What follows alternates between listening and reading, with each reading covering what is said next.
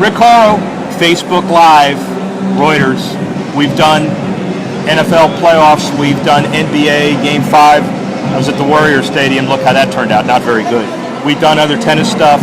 We've done Major League Baseball All-Star Game.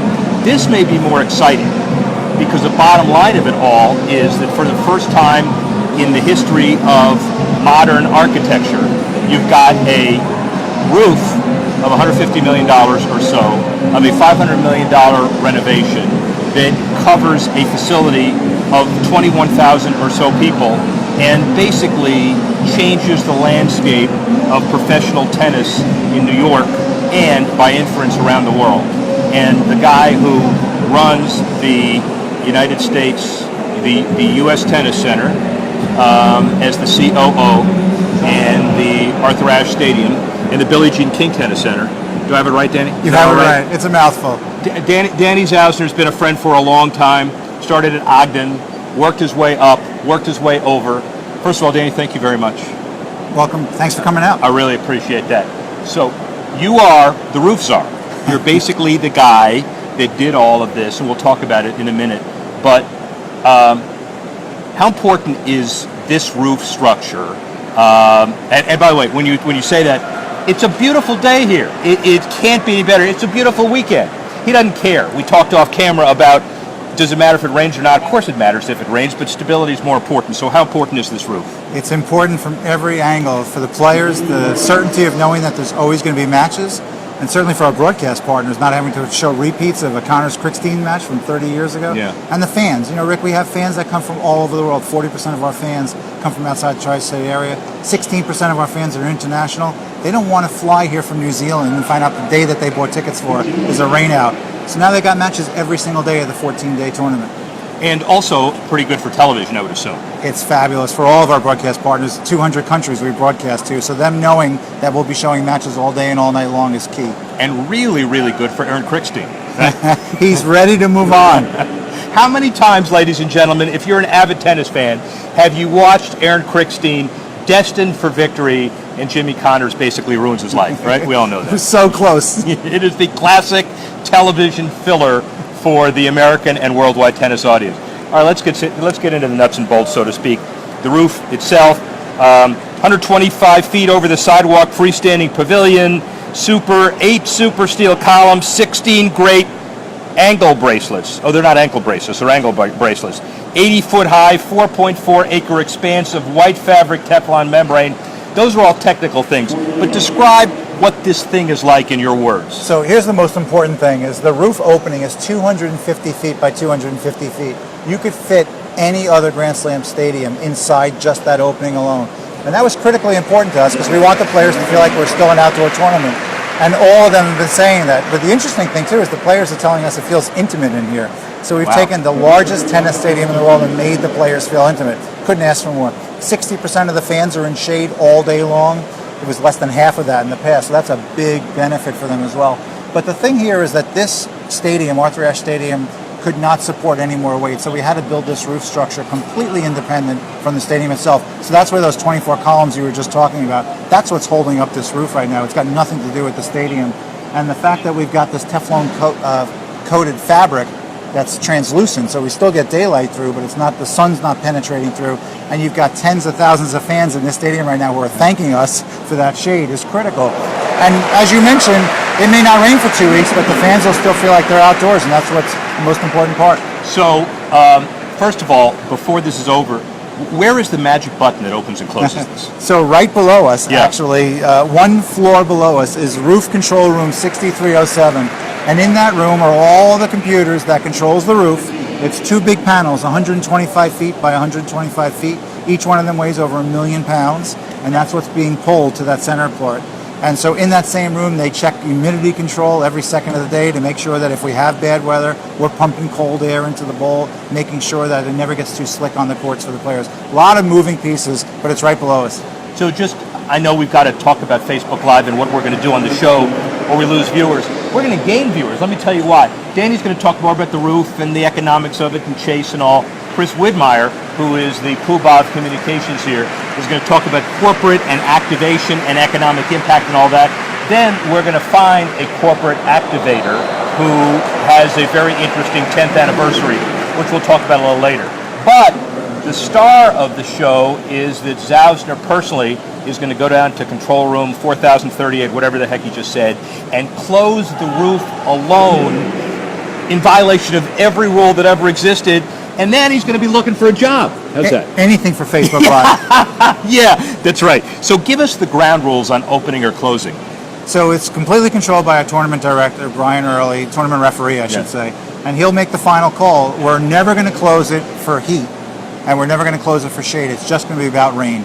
So if we've got a strong forecast, and we've got meteorologists that are watching the data 24 hours a day, if we have every reason to believe that there's a really good chance of rain coming in, whether it's in an hour or 2 hours, we start the wheels in motion. But literally. the meteorologists are from Meteo France Sport? They are.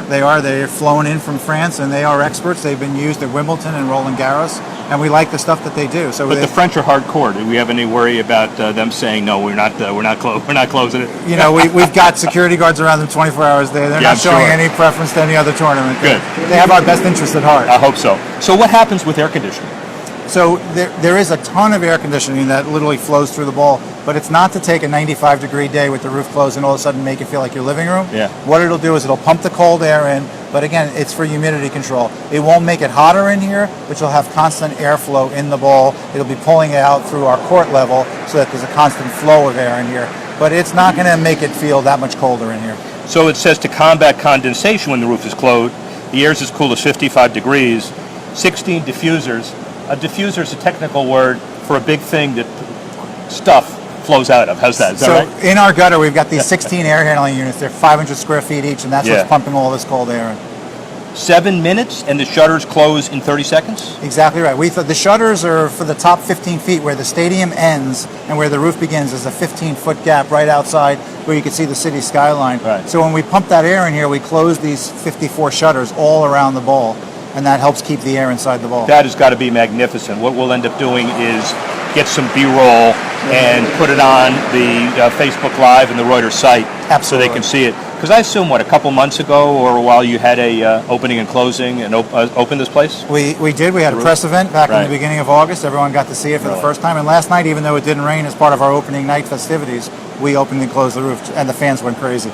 Oh, we should have seen that. That was the thing that we missed last night. All we were watching is some darn good tennis. I guess there's some of that around here, too. So, economics, first of all, let's talk about Chase. You can't avoid Chase on the roof when you're flying, when you're driving, and the metrics of that must have been like any stadium naming rights deal.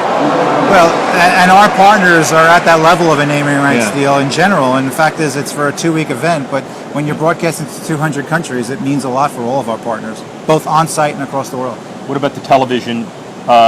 It's not called the Chase Roof, but obviously there are a lot of synergies here, and Chase has Serena Williams as a spokesperson, and they sponsor the women's finals, and there are a whole lot of synergies as well. There's no question. You see that a lot amongst our partners. Yeah. The roof, was there a bidding process for the naming, and was it hard initially to go out and say, this is not a traditional naming rights deal, but look, it's in New York, it's the biggest roof ever, et cetera, et cetera? Well, the other part of it is this is Arthur Ashe Stadium, and it's going to remain Arthur Ashe Stadium. So Chase was very respectful of that process and certainly wanted their name on the roof, but totally understands that the stadium is named for Arthur Ashe. And it's just a very subtle element, which is no different than every other sponsor that we have on the site. Everything they do is subtle, but at the same time, the interaction that they have with our fans on site is unlike any other sporting event.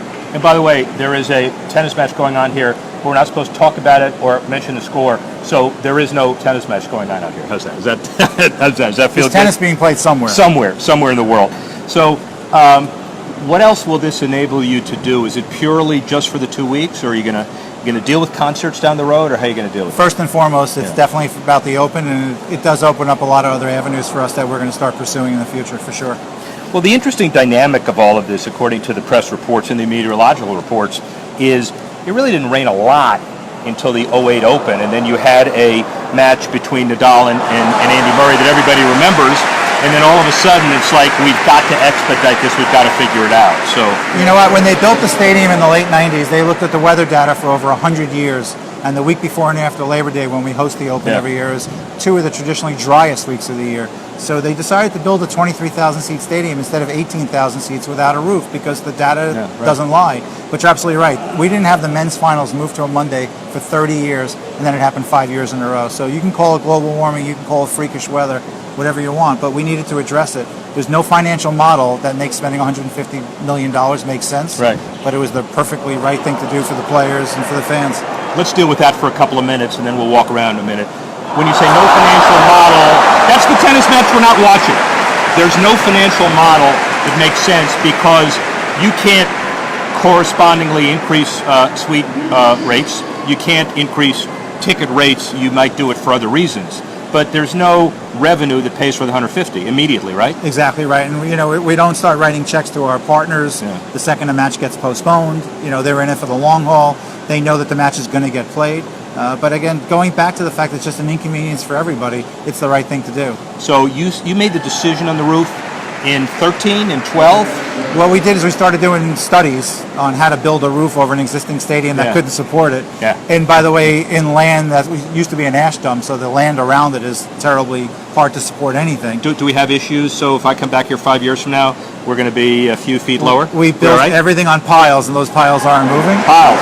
They're not moving. All right? Not to worry. They're not moving. For those of you fans that are coming out to the event, you're totally safe. You're okay.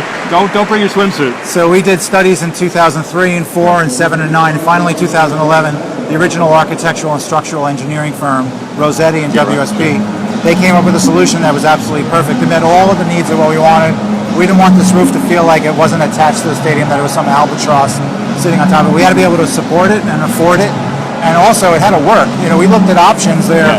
It looked good, but the fact is it took an hour to close. We didn't want the players going home and coming back in an hour. This thing closes in 6 minutes, and that's the beauty of it. The players can stay on the court and watch it and get right back to the match. Do you think it gives you a template where certainly now Hard Rock Stadium, what Steve Ross has done in Miami, didn't have a roof but now does. Will there be some applicability to stadiums all over the world that are open that may want to close up eventually? Well, for us, it was about lightweight, and that's why we used this fabric as opposed to the heavy metal panel. And it was also about on the outside, we had so many structures surrounding Ash that we couldn't put columns every 10 feet to support this roof. So they found an elegant way to do this with 24 columns around the 8 sides. I think every stadium's issues are unique to the marketplace that they're in. We had to deal with the city, we had to deal with the Public Design Commission, the community boards. I don't really wish that on any other community in the country. They all have it, so, maybe not as much as this. That's my blessing. Yeah. Awesome. So, is it worth it? It's absolutely worth it. It's exceeding all of our expectations, and it's not going to change in years to come. Let's walk a little bit. We'll go down to the grandstand. We'll pick up Chris Widmeyer, who is, as I told him, he's the best public relations guy of the majors around New York. How's that? He's really good at what he does. And our executive producer, if you hear a loud thump, it's because you just got some liability that you didn't have before. So, Chris, we're going to pick you up down there, or should we walk with Danny? Whatever you, is that, should we? Does this thing? We're live, yeah, of course we're live. So whatever you would We like. wanted to, we want to engage in non-rehearsed banter. How about the Blue Devils? By the way, Chris Widmeyer, he How can't. are my Facebook friends doing? Yeah, that's good. So I will formally relinquish this because unlike Chris, Danny's really got some work to do. Right? How's that? Thank you for the time. Danny, thank you, my friend. I really appreciate that. Danny Zauser, ladies and gentlemen, he's been a hero in the facility development industry. Now, We don't know how to get to the bar. you know how to get to the bar. Okay. All right. By the way, our executive producer, which will remain nameless after that comment, what she really cares about is how to get to the bar. Right? And shockingly, she thought I wouldn't be able to find the bar. Yeah, right. You've only been, all right, so how long have you been here? How many This years? is my 14th Open, my 13th year. Okay. So, by the way, what we just said, Chris Widmeyer, who is really great at what he does, has been here 14 years, but yet wouldn't know how to find a landmark at this place. So It was more the fact that it was a bar, Rick. yeah, more than it was a bar. So, Danny was great with this, and what's your perspective? Then we'll do other stuff. What's your perspective of the roof? Given your role. Well, I've got to tell you, Rick, being here for 14 years, I started on Kids Day in 2003. and just seeing the amount of energy that we put into these roof protocol studies and roof possibilities. I never thought it would happen. That is really my bottom line on this. I thought I would never see this. And to see it open last night during Phil Collins' performance and the whole crowd just lighting up and going, whoa, it was shocking to me. It was fantastic. So as it relates to our world, it provides the consistency that you're looking for. And that was the real reason we did it. And so I'm not saying anything, crazy here, but the consistency in the scheduling, the consistency for the fans, consistency for the players, and of course for our television, that's the biggest thing.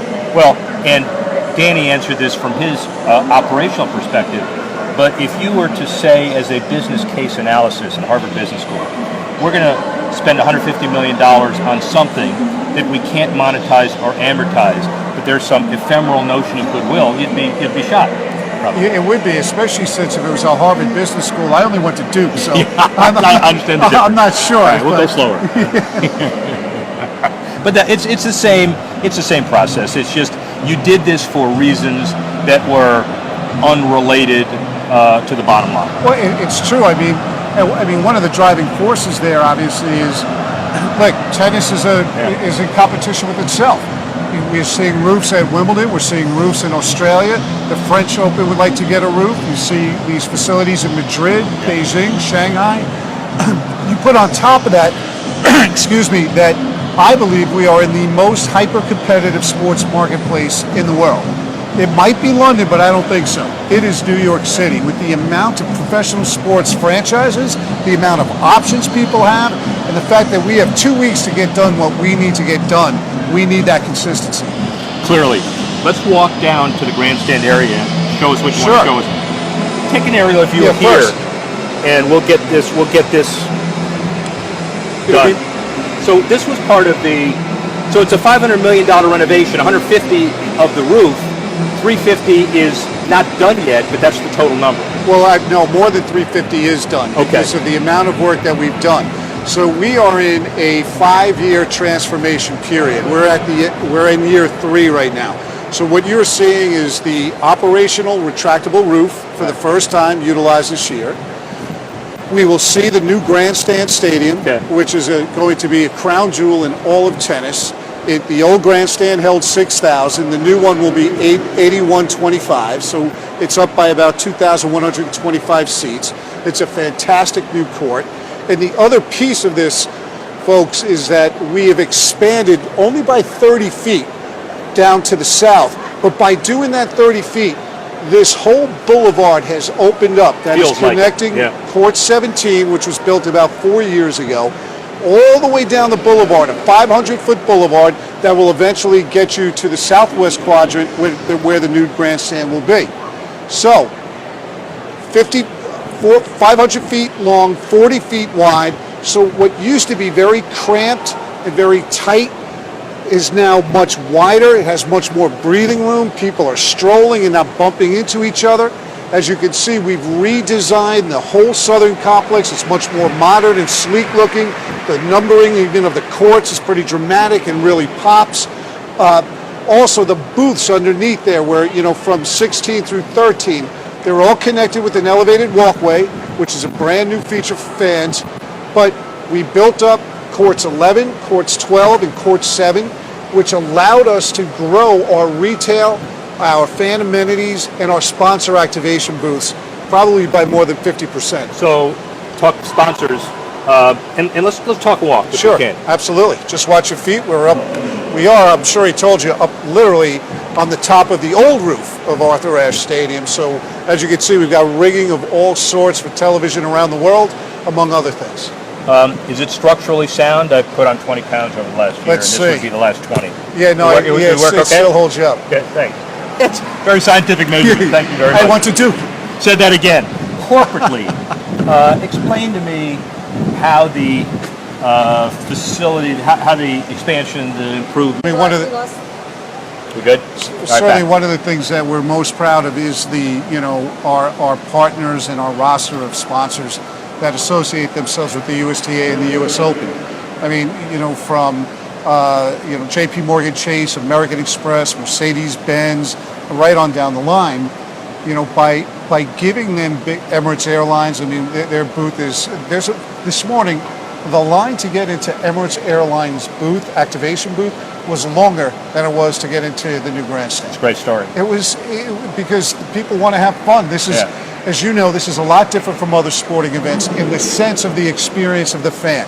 If you come here, more than likely you're here for more than 6 hours, sometimes 8 to 10. Right. So you have to provide a different type of an experience that an arena event or a normal stadium event would provide, where you're going there 3 hours later, you're out.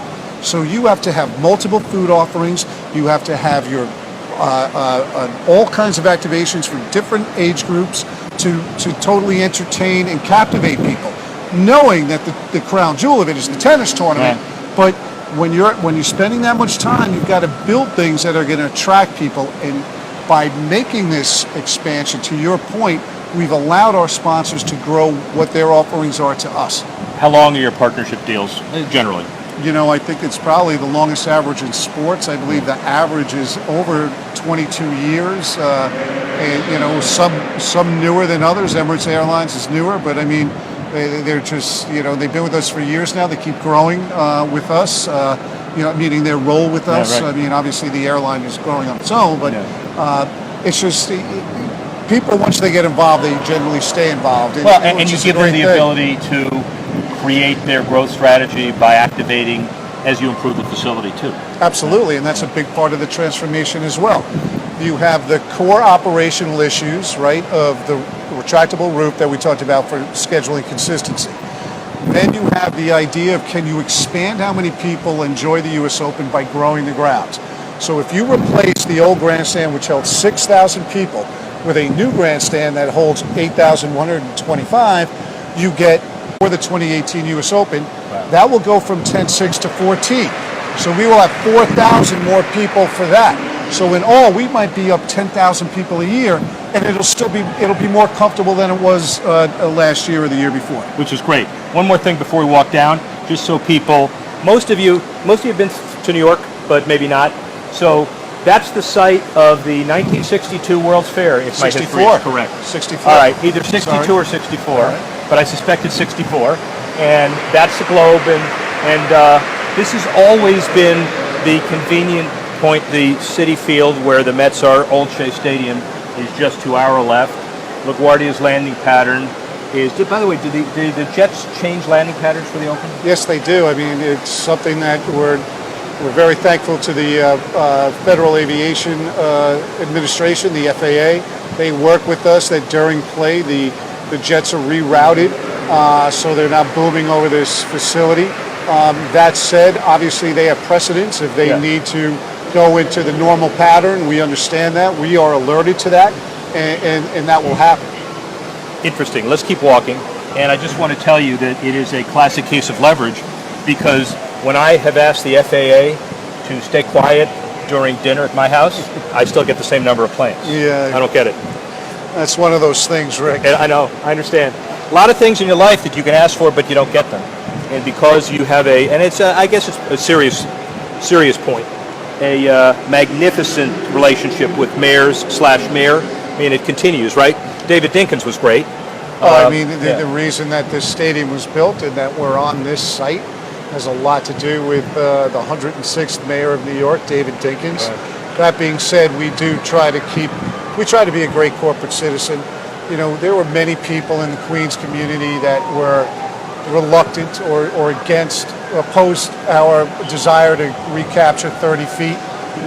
We saw it in a different way, because for some reason when this park was developed, right outside our south fence line, the area that we expanded into was literally 3 roads. I don't know why it was 3, we're not sure why. So basically we moved our fence line to the end of the first row. So there's still 2 roads there. Yeah.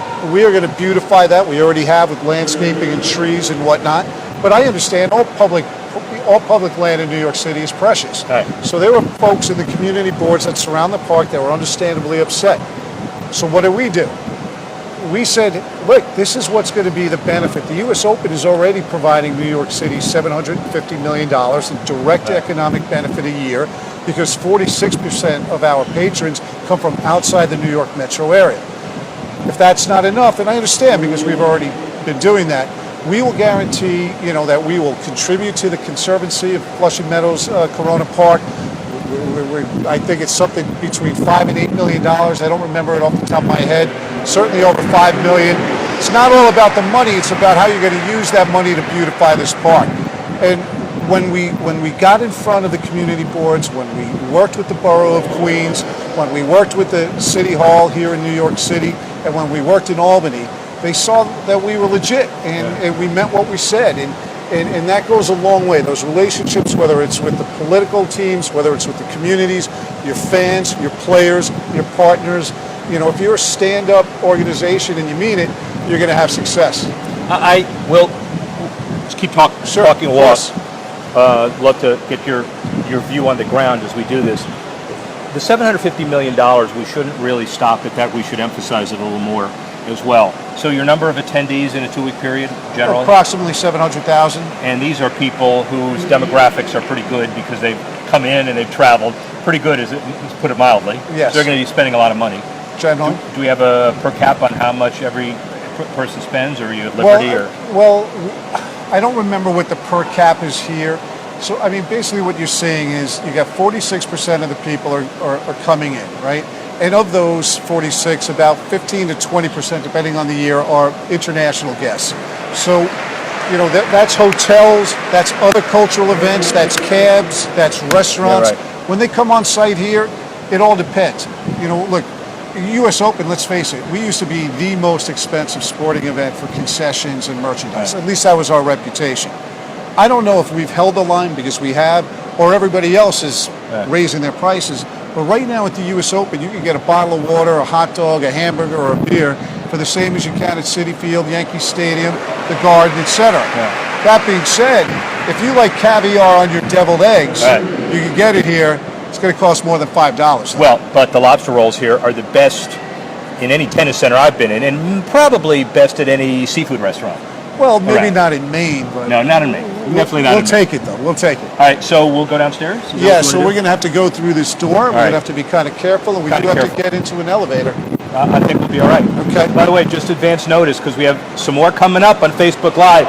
If we're in an elevator and it doesn't work, we're going to be back with you right after this commercial message for Chris Widmeyer and Associates. So what we're doing at Stadium, where we have all television broadcasters from around the world, we actually just passed the Chase review booths.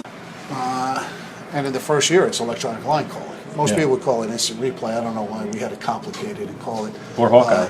As long as we're getting an elevator, what's that? What is that behind it? That is the video, one of the 4 video boards in the stadium. Okay. So we're in an elevator, and if it fails, we apologize. When we took the stadium tour in Minnesota, it didn't fail. When we took the stadium tour at Oracle Arena, real old, didn't fail. So far, we're okay. Wow. Is that good? Yes. And I know you have significant technological acumen, so I'm sure you can explain where the ions are lined up here, where it's not. All right, we back? Good. All right. Well, I guess we shouldn't talk too quickly about signals and elevators.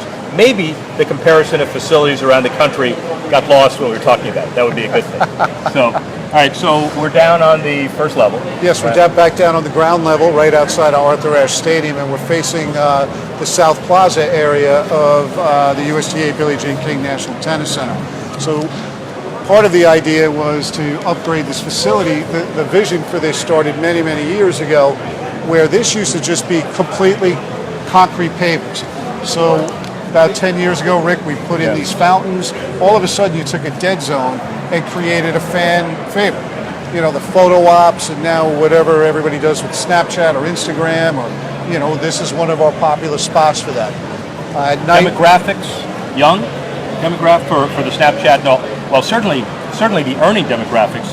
I saw some numbers saying the average is $160,000 income, which is pretty significant. Yes, it is. Yeah, very significant. One of the highest in sports, if not the highest. But and a lot. I see a lot of young faces here. Well, I mean, we have to. If you're going to grow you can't stay flat. You can't be doing the same things, right? Right. So if tennis doesn't try to make, if the USTA does not attempt to make tennis look like America, we're making a mistake. And that's what we're trying to do, make tennis look like America. Well, and that's a very important point that we're going to spend a minute on. By the way, you should run for office. That's a pretty good comment. But more important than that is that we have a whole bunch of Americans who will make a decision as to whether they want to go into tennis or any other sport. And part of the experience when you see kids here loving this, good for the game, good for sports, good for tennis.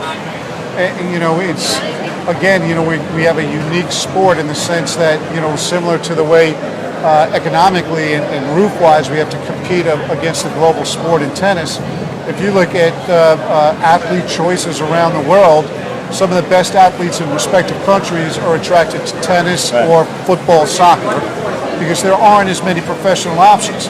In the United States of America, between the NFL, Major League Baseball, the NBA, NHL, MLS, and countless others, we need to be relevant to them. We need to prove that the toughest tennis in the world is right here. And if you're a true athlete, look what you can do. And in fact, I would contend that technology will be our friend there, as you see more and more wearable devices where people, whether it's a Fitbit or whatnot, we're now moving to that era of embedding it in your clothes. You can see exactly how much exertion you do in playing tennis, how hard the sport actually is, what it really takes of you, and it's going to be a tremendous advantage. And, look, it's obvious, I'm going to say the obvious right here, but technology is for young people, right? If you look at what American Express is doing over in the fan experience, they've literally created a virtual reality experience for the first time in the Amex U.S. Open American Express fan experience, where you will get the sensation of leaving the locker room, going down the player tunnel, and going out onto Arthur Ashe Court Stadium. You'll see Pete Sampras, you'll see Monica Seles, depending on which locker room you're in. It is unbelievable. So these are ways that you can engage younger fans, get them in, and show them how big this sport is. All of the checklist items for new $2 billion stadiums. Minnesota opening, the one in Dallas, the ones that are being built in Europe. You're exceeding those, it's best practices, and you're building on it, even though effectively you're doing this for 2 weeks a year. That's one of the challenges, right? You have an entity, whether it's an NFL franchise or a Major League Baseball franchise, you pick it. Their season is going to be 82 home games or 10 home games if you include the preseason or whatever it is. We have a 2-week economic model. So as a not-for-profit organization, that's main mission is to get people into the sport, you have to make decisions. Is $150 million for a facility at the U.S. Open the right way to spend your money, or should you take that $150 million and buy a tennis racket for everybody? I know that's a little outlandish, but you know what I'm saying. So you have to kind of do this balance.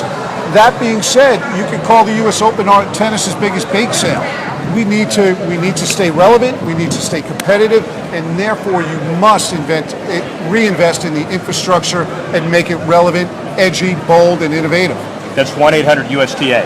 So, but in that context, and we'll keep walking. We're going to go this way, Rick, and down this ramp and head in that direction. Okay.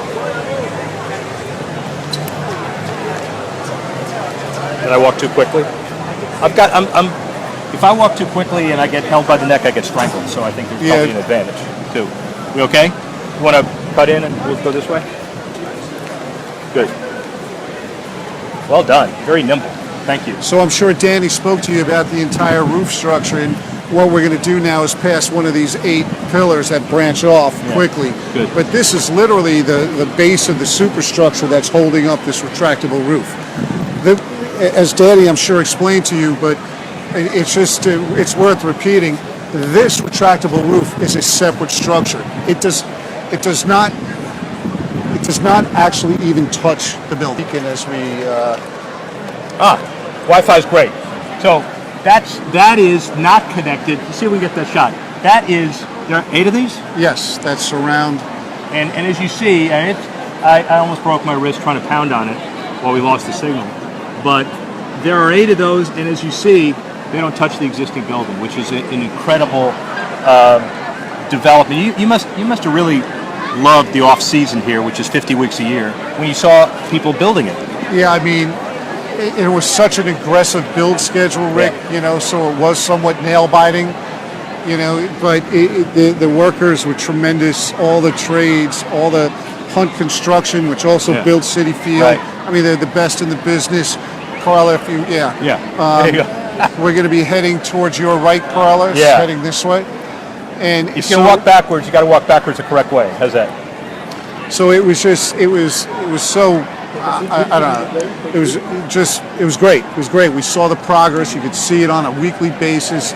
You knew it was going to happen eventually, and now here we are, year 3 of 5, and what's happened to this site, you see some older folks, older fans that have been coming for years, maybe took a couple of years off for whatever reason, come back and they're like, what happened? Yeah, amazing. I can't believe it. Let's pick up one more point as we keep walking. Sure. The bake sale USTA, I kind of made fun of it, but the dollars that are available to promote boys and girls tennis around the country in very significant part come from the USTA, which in very significant part come from the revenues of this tournament. So when you say nonprofit, you really mean that you're generating money that you're going to be using to develop kids' tennis around the country. Well, yeah, that's or amateur tennis, broadly defined. No, that's 100% correct. This is to promote and develop the growth of tennis. So, very simply put, I think it's 8 words. So what we do is, with the monies that are generated from the U.S. Open, we do. They could be our teams. We help fund national programs that try to get rackets into people of all ages' hands. We do have a definitive focus on youth. There's no question, but we also, then help fund the sections so they can bring it down to the local level. This is all brand new here, Rick. This is the new grandstand. Brand new association with Adidas. They have a nice store on site. The store is spectacular. There's a new food village over here. I guess I'm speechless What we're trying because to do every is- year you come back and this place really changes in many ways. So what you're seeing is now, because of the way we built it out, American Express has a second radio thing. The Oyster Bar that was in the stadium has been moved out. That's the beginning of the corporate activation that we looked at from the roof, where you saw the elevated walkways. Jacobs Creek has a stand. La Vaza has a stand. This is our new mini food court behind us and to the right, where to try to take some of the pressure off of the existing food court that did get very crowded, especially on our biggest days. How do you feel about traffic flow? We're doing this 2 days into the event. I guess people will have to find their own way about what they want to do, and at the end of 2 weeks, people will be a lot smarter than they are today. I agree, but Right. you know what? I think, like anything, it's the exploration, it's the journey. Yeah, But let me right. say this. If we were attempting to do this 2 years ago, or even last year, but 2 years ago, we would not be able to do what we're doing right now. It would be too crowded. There's no way that you could do a Facebook Live type application on these grounds. It just would not been. You just wouldn't have been capable. It wouldn't have worked. You would have bumped into people. It would have been an inconvenience, and we probably would have asked you not to do it. Well, to be perfectly frank. Yeah. So, I guess kudos to your site planners and your visionaries, right? Do we have a person that's going to show us here? No? Okay. Well, that's all right. So what we'll end up doing is talking a little bit about activation in general tennis, and we can deal with them later on. Okay. So kind of to summarize all of this, sure. how do you feel about the state of tennis generally, and how this facility is in step with it? So, I'll be very frank here. Yeah. I think tennis is good, but we need to get better. Okay. As I said earlier, we need to ensure that tennis looks like America. We need to do outreach to more communities, get more people involved in the sport, and we're doing that. We're putting our money where our mouth is. We're investing in youth. We're investing in schools. We're investing in parks. We want to make tennis is so accessible. It's a cheap sport to get involved in. I know it has the country club, still the patina of the country club sport now, but it's not. I don't play at a club. I play at a local high school, and I play at a park, my local park that I walk to with my son, and we hit there. It's like, how much is a can of balls? $5 or something? $3.50? I guess it all depends on where you buy them, but it's an easy sport to get involved in. We changed the rules and changed the equipment for the youngest kids, so you wouldn't just be hitting a ball and running all over the place, where they could actually begin. Sorry about that. Where they could actually begin to rally and learn in a quicker fashion, move them through the pathway. I think we're doing better. I think we got more to do, and I think we're going to do it. Well, all right. So then the last question about all of this is your vision about how, not just the USTA, but about how this facility helps promote the brand generally. Okay. And I also think when you think about it, and we'll talk about it, it's more impactful than any other pro sports building on any other sports, because really this is going to help define the future of tennis for years to come. Right? I agree with that. And the one thing that we don't lose sight of is we are a public park. We are in a public park. So for 11 months of the year, this is a public facility. So what the lion's share of people don't see, because you're watching it around the world, you're viewing it, either live streaming it, through your device, or you're watching on ESPN. What you don't see is when the U.S. Open isn't here. So really, the answer to your question isn't so much about how beautiful this looks now, but how are you utilizing this facility when all the eyeballs are gone? Well, what are you doing? You're building up programs. You're inviting colleges to play here. You're inviting high schools to play here. You're getting more and more people from New York and the surrounding region to play on these courts, the same courts that the pros play on. So tennis has work to do and has a way to go. But the one thing that I am sure of after I talk to you every time is the tennis USTA communications, the business of tennis is in good hands. Chris Widmeyer, thank you very much. Thank you very much, Rick. I really appreciate seeing you again. That. Thank you. Come and visit us. You'll really love it. Believe me. And by the way, the next time, Chris is personally guaranteed that he would push the button to close the roof. Thank you. I'll see you in a little while. So, just a couple of closing thoughts on what this facility is like, and more importantly, what tennis is like today. It's a sport that is, you could question it from an American perspective, and American men, clearly, and where they are, but it's on the rise. It's international, it's global, it's relatively gender neutral. 57% of the sponsors are in the event in the stadium because they want to appeal to male and female tennis fans as well. The top 10, according to our Power 100 survey of the athletes in tennis, they make 4 to 8 times off the court than they do on. So what does that mean?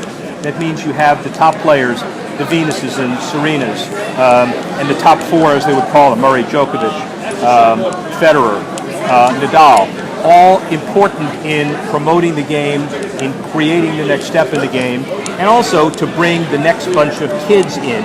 There's no discussion here, like Charles Barkley, as to whether these are role models. These are definitely role models, and they absolutely understand it. And I guess most important is, where is tennis going in America? Well, this is the major. This is America's signal. And obviously the facility in Indian Wells will see it. This facility in Miami is having some issues. The satellite tours and second level tours are growing. But most important is the $500 million that's being spent on this facility and the $150 million on the roof with no direct economic return. You talked to and heard from 2 of the chief architects of that strategy, and most important, what this facility does to define the business of tennis now and in the future. Really enjoy this facility. You all ought to come out and see it. Enjoy the rest of the Open. I'm Rick Horrow for Facebook Live.